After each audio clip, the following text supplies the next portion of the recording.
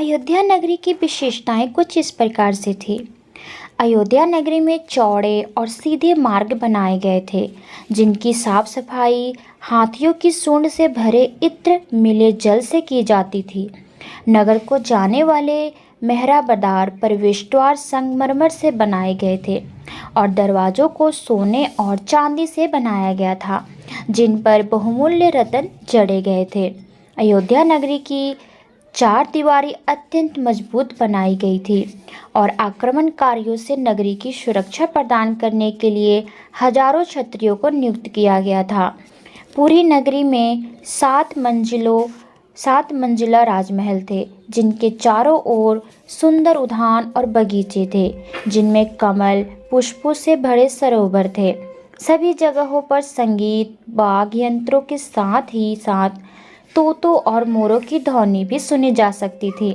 मंद मंद हवा के झोंके अपने साथ अनगिनत झरनों के बहते जल के कणों को उड़ाकर ले जाते थे, जो आसपास से गुजरने वाले यात्रियों को गर्मी की तपिश से ठंडक प्रदान करते थे। इस तरह यह मालूम होता था मानो अयोध्या नगरी स्वर्ग के अधिपति इंद्र के निवास स्थल अमरावती को भी मात कर रही हो। अयोध्या की सड़कें हमेशा यात्रियों से भरी रहती थी। सम्राट को वार्षिक नजराना देने और साथ ही उनके प्रति सम्मान प्रकट करने के लिए संसार के सभी हिस्सों से राजा महाराजा और राजकुमार यहाँ आया करते थे। महाराज दशरथ एक महान राजश्री थे, जिन्हें महर्षि के समतुल्य माना जाता था।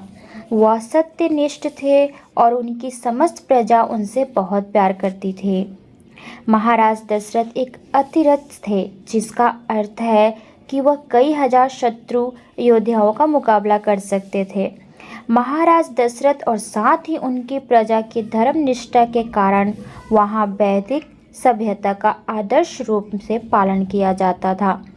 अयोध्या में सुख समृद्धि की सभी वस्तुएं की प्रचुरता थी, जबकि पापमय जीवन के कारण उपजने वाले भौतिक दुख वहां नहीं थे। राज्य की शांति और समृद्धि के लिए अयोध्या में चारों सामाजिक वर्ण ब्राह्मण क्षत्रिय वैश्य शूद्र सहयोग पूर्वक काम करते थे। ना तो किसी के साथ किसी की धोखाधड़ी होती थी और ना ही कोई कंजूस था। घमंड नास्तिकता के साथ ही कटु व्यवहार और कठोर वाणी का वहाँ कोई ठिकाना नहीं था। उम्मीद करती हूँ वीडियो पसंद आया होगा। चलिए मिलते हैं अगले भाग में, तब तक के लिए धन्यवाद।